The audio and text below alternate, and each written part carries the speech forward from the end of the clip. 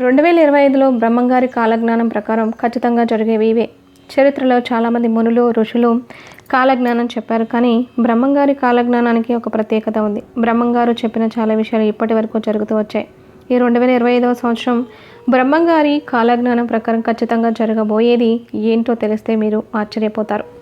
భయభ్రాంతులకు గురి చేసేటటువంటి అనేక అంశాలు కాలజ్ఞానం ప్రకారంగా రాబోయే రోజుల్లో జరుగుతున్నాయని చెప్తే మీరు ఖచ్చితంగా వణికిపోయేటటువంటి పరిస్థితి ఎదురవుతుంది. ఇప్పటికీ పోతులూరి వీరబ్రహ్మేంద్ర స్వామివారి కాలజ్ఞానం ప్రకారం అనేక అంశాలు నిజమయ్యాయి. నేటికి ప్రపంచంలో ఎక్కడైనా ఏ మూలనైనా ఎలాంటి వైపరీత్యం ఏదైనా సరే, ఎలాంటి కొత్త కొత్త ఆవిష్కరణలు జరిగినా సరే వాటి గురించి ప్రస్తావన బ్రహ్మంగారి కాలజ్ఞానంలో ఉంది. అయితే ఇప్పటి వరకు జరిగిన అంశాలతో పాటు అసలు బ్రహ్మంగారి కాలజ్ఞానం ప్రకారం 2025లో ఎలాంటి విధ్వంసాలు జరగబోతున్నాయి, అసలు కాలజ్ఞానంలో ఏం రాసి ఉంది, అలాగే కాలజ్ఞానం ప్రకారం 2025లో ఏం జరుగుతుందో ఇలాంటి అంశాల గురించి పూర్తి వివరాలు ఇప్పుడు ఈ వీడియోలో మీరు తెలుసుకోబోతున్నారు. బ్రహ్మంగారు కర్నూలు జిల్లాలోని బనగానపల్లిలో పశువుల కాపరిగా ఉండేవారు. ఆయన పశువులు కాస్తూ వెళ్ళి రవ్వలకొండ అనే ప్రాంతంలో పశువులన్నింటినీ ఒక కొండపైన ఉంచేవాడు. కొండ మీద ఉన్నటువంటి గుహలో కూర్చొని బ్రహ్మంగారు కాలజ్ఞానం రాశారు అని చరిత్ర చెబుతుంది. అందుకే అక్కడ ఉన్నటువంటి కొండలని బ్రహ్మంగారి కొండలు అని పిలుస్తూ ఉంటారు. బ్రహ్మంగారు భవిష్యత్తులో జరగబోయేటటువంటి అనేక అంశాల గురించి ముందుగానే తన యొక్క ఆత్మజ్ఞానంతో దర్శించి తాళపత్ర గ్రంథాలలో రచించారు. ఆయన రాసినటువంటి కాలజ్ఞానాన్ని బ్రహ్మంగారు ఒక చింత చెట్టు కింద దాచారని అక్కడ ప్రజలు చెప్తూ ఉంటారు. బ్రహ్మంగారి కాలజ్ఞానంలో ఇప్పటి వరకు మనకు తెలిసినటువంటి అంశాలు చాలా తక్కువ.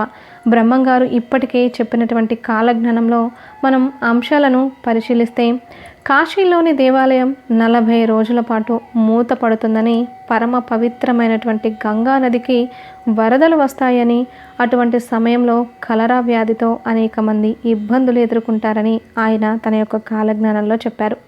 నిజంగానే వరదలు రావడం కారణంగా, కలరా వ్యాధి వ్యాపించడం కారణంగా కాశీ పుణ్యక్షేత్రాన్ని దర్శించడానికి భక్తులు ఎవరూ వెళ్ళలేదు. దీని కారణంగా కాశీలోని దేవాలయాన్ని 40 రోజుల పాటు మూసివేశారు. రాజుల పాలన నశిస్తాయని బ్రహ్మంగారు తన కాలజ్ఞానంలో వెల్లడించారు. మన భారతదేశంలో రాచరిక వ్యవస్థ లేదు. ఇప్పుడు అంతా ప్రజాస్వామ్య వ్యవస్థ ఆచరిస్తున్నారు. కరువు మొదలుకొని ప్రపంచాన్ని ఎన్నో రకాల వైరస్లు ఎప్పుడు గడగడలాడిస్తూ ఉంటాయని చెప్పారు. కొన్ని వ్యాధులకైతే శాస్త్రవేత్తలు ఇంకా మందులు కూడా కనుక్కోలేకపోతున్నారు. 2025వ సంవత్సరంలో అక్రమ సంబంధాలు విపరీతంగా పెరిగిపోతాయని, ఇవి హత్యలకు దారి తీస్తాయని బ్రహ్మంగారు తన కాలజ్ఞానంలో చెప్పారు. అలాగే ఏ వ్యక్తి కూడా 20 సంవత్సరాల కంటే ఎక్కువ కాలం జీవించి ఉండడు అని చెప్పారు. కుల మత భేదాలు నశిస్తాయని చెప్పారు. భూకంపాలు ఏర్పడడం వల్ల అన్ని వ్యవసాయ భూములు ధాన్యాన్ని ఉత్పత్తి చేయలేవు. తీవ్రమైన ధాన్యం కొరత ఏర్పడుతుంది అని చెప్పారు. అలాగే సూర్యుడు అనగా ఎండలు ఇంకా విపరీతంగా పెరుగుతాయి అని చెప్పారు.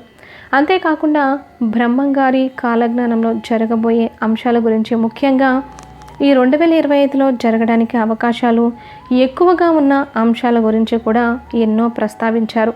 రాబోయే రోజుల్లో కృష్ణానది కనకదుర్గ అమ్మవారి ముక్కు పుడకను అంటుకుంటుందని, జల ప్రళయం ఏర్పడి భూకంపం వచ్చే అవకాశాలు ఉన్నాయని చెప్పారు. దీని కారణంగా నాగార్జున సాగర్ డ్యామ్ బీటలు పడి ఇలాంటి విపత్తు జరిగి కృష్ణానది వేలాద్రిని తాకే ఛాన్స్ ఉంది.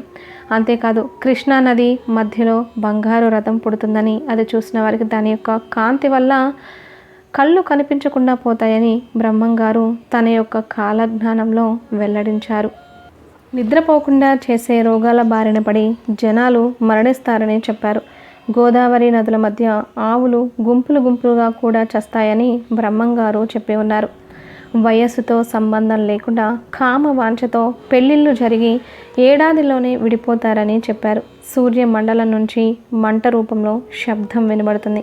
2024 నాటికి ఆకాశంలో కొత్త నక్షత్రం ఉద్భవిస్తుందని తన కాలజ్ఞానంలో చెప్పారు. నీటి యందు చేపలు తాము చనిపోయామని తలచి బయటకు వస్తాయి. విచిత్రమైన ఈత చెట్టు ఒకటి పుట్టి రాత్రి నిద్రపోతుంది, పగలు మళ్ళీ లేచి నిలబడుతుంది. ఇలా 8 సంవత్సరాలు జరిగిన తర్వాత ఆ చెట్టు నశిస్తుంది. దేశంలో తీవ్రమైన కరువు ఏర్పడుతుంది. ప్రళయానికి సూచనగా ఆకాశం ఎరుపు రంగులోకి మారుతుంది. తిరుపతికి వెళ్ళే దారులు అన్నీ కూడా మూసుకుపోతాయి.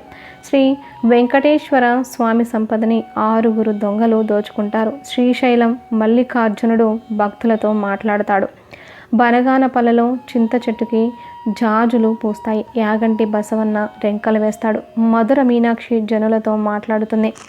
శ్రీకాళహస్తి గుడిలో దోపిడీ జరుగుతుంది. మల్లికార్జునుడు శ్రీశైలం నుంచి వదిలి వింధ్యా పర్వతాలకు వెళ్తాడు. నెల్లూరు సీమ నీటిలో మునిగిపోతుంది. మద్రాస్ నగరంలో ప్రకృతి వల్ల జనులు అల్లాడిపోతారు. శ్రీ కుమారస్వామి ఆలయం వారం రోజుల పాటు మూసివేస్తారు. బెంగళూరులోని వైశ్యకులంలో శ్రీ మహాలక్ష్మీదేవి జన్మిస్తుంది. కంచి కామాక్షి కన్నెర్ర చేస్తుంది. అర్ధరాత్రి సూర్యోదయం అవుతుంది. తిరుమలలో శ్రీవారి కుడి భుజం పగులుతుంది. రాయదుర్గంలో రామచిలుక వీర ధర్మాలను చెబుతుంది. 2060 సంవత్సరం నాటికి ప్రపంచ జనాభా అంతా సగానికి తగ్గిపోతుంది. ఈశాన్య దిక్కున విషవాయువు పుట్టి అధిక సంఖ్యలో జనులు మరణిస్తారు. బ్రహ్మంగారి కాలజ్ఞానంలో ఇప్పటి వరకు జరిగిన నిజాలు ఏంటి అంటే, నీళ్లతో విద్యుత్ దీపాలు వెలిగిస్తారు అని చెప్పారు. అంటే మనం కరెంటు బల్బులను వాడుతున్నాం కదా, వీధి బొమ్మలు రంగులు పూసుకొని రాజ్యం ఏలుతాయి అని చెప్పారు. అంటే సినిమా యాక్టర్స్ ఎంతోమంది రాజకీయాల్లోకి వచ్చి రాణిస్తున్నారు. జనసంఖ్య విపరీతంగా పెరుగుతుంది అని చెప్పారు. అంటే ప్రపంచవ్యాప్తంగా చాలా జనాభా పెరుగుతుంది అని అర్థం. గట్టివాడైనా పొట్టివాడు ఒకడు దేశాన్ని పరిపాలిస్తారని చెప్పాడు. అంటే లాల్ బహదూర్ శాస్త్రి మన దేశాన్ని పరిపాలించారు. ఒక వితంతువు 16 సంవత్సరాల పాటు రాజ్యమేలుతుంది అన్నారు. అంటే ఇందిరాగాంధీ మన దేశాన్ని పరిపాలించారు. ఒక అడవి మృగాలు గ్రామాలు పట్టణాల్లో ప్రవేశించి మానవుల యొక్క ప్రాణాలు తీస్తాయని చెప్పారు. ఇలాంటి వార్తలను మనం ప్రతిరోజు చూస్తూనే ఉన్నాం. ఇక అడవి మృగాలు గ్రామ దేవతా విగ్రహాలను దొంగిలించబడతాయి. చావు పుట్టుకలు మాత్రం కనిపెట్టలేరు అని చెప్పారు. ఇకపోతే ప్రపంచంలో ఏ వింత జరిగినా కూడా ఇది బ్రహ్మంగారు తన కాలజ్ఞానంలో ఆనాడే చెప్పారు అంటూ ప్రజలు ఇప్పటికీ గుర్తుకు తెచ్చుకుంటూ ఉంటారు. కాలజ్ఞానంలో చెప్పినవన్నీ పొళ్ళు పోకుండా ఇప్పటి వరకు జరిగాయి, అలాగే జరుగుతూ ఉన్నాయి కూడా. నీటిని కొనుగోలు చేస్తారని చెప్పారు. మనుషులు పక్షుల వలె ఎగురుతారు. భర్తలను భార్యలు ఏలుతారు. ఆకాశాన పొగమంటలు పుట్టెను. వేప చెట్టుకు అమృతం కారెను. 6 మతాలు ఒక్కటయ్యెను. ఒకరి సొమ్ము ఒకరు అపహరించెను. పుణ్య పురుషులు పుణ్య స్త్రీలే బ్రతికేరు. దేవస్థలాలు పాపాత్ములచే నష్టమయ్యెను. నిక్షేపాలు బయటపడెను. చీమకుత్తి బెజవాడ మహాపట్టణాలవుతాయి. ఉత్తములైన వారు అల్పులకు దాసితనం చేస్తారు. కామతత్వం పెరుగుతుంది. ఒకరి కష్టం మరొకరి పాలయ్యను. కోటి విద్యలు ఉన్నా కూడు లేక మాడిపోతారు. సర్వ వస్తువులు కల్తీ అవుతాయి. భర్తలను భార్యలు, భార్యలను భర్తలు ధనం కోసం వేపుకు తింటారు. ఆకాశం నుండి 2 బంగారు హంసలు వచ్చి పురములయందు వనములయందు సంచరిస్తూ పాపాత్ములైన జనులను చూసి పట్టణానికి పోయి కన్నులు కానరాక గిరిగిరా తిరిగి లక్షల ప్రజలు చచ్చారు. ఇంద్రధనస్సు తూర్పు నుంచి పడమర దిక్కు వరకు ఆకాశమునందున వెడల్పుగా చంగాని కోక కట్టినట్లు కనిపించెను. భారతదేశానికి విదేశీయులు పాలిస్తారు. ఉత్తర దేశాన మహాత్ముడు జన్మించి సత్య అహింసలను బోధిస్తాడు. నానాటికి వింతలు పుట్టును. ఇప్పటికే అనేక పాపాల ఫలితంగా ప్రకృతి విపరీతంగా మారిపోయింది. ఈ మధ్య కాలంలో అధిక ఉష్ణోగ్రతలు, అధిక వర్షపాతం మనం చూస్తూ ఉన్నాం. ఎప్పుడూ లేని విధంగా ప్రకృతి మనిషి మీద పగ పట్టిందా అన్న విధంగా అనేక విషయాలు జరుగుతున్నాయి. అనేక వ్యాధులు మనుషులను ఇబ్బంది పెడుతున్నాయి. డాక్టర్లు ఎన్ని ప్రయోగాలు చేసినా కొన్ని రోగాలకు శాశ్వత పరిష్కార మార్గాలు కనిపెట్టలేకపోతున్నారు. ప్రకృతి వైపరీత్యాలు రానున్న రోజుల్లో మరింత పెరిగే అవకాశాలు కనిపిస్తూ ఉన్నాయి. మనుషుల్లో కోపం పెరిగిపోతుంది. వావి వరసలు మర్చిపోయి ఒకరితో ఒకరు అక్రమ సంబంధాలు పెట్టుకోవడం, ఒకరిని ఒకరు చంపుకోవడం లాంటి విపరీతాలు చూడబోతున్నారు. ఇవన్నీ కూడా బ్రహ్మంగారు చెప్పిన ఇప్పటి వరకు జరిగినటువంటివి, అలాగే ఇక మీదట జరగబోయే అంశాల గురించి బయటపడక తప్పదు. ఈ వీడియో కనుక మీకు నచ్చినట్లయితే ఖచ్చితంగా లైక్ చేసి మీ ఫ్రెండ్స్కి షేర్ చేయండి. అలాగే మా కొత్త వీడియోస్ మీకు వెంటనే చేరాలనుకుంటే ఛానల్ని సబ్స్క్రైబ్ చేసుకొని జై శ్రీకృష్ణ అని చిన్న కామెంట్ చేయండి.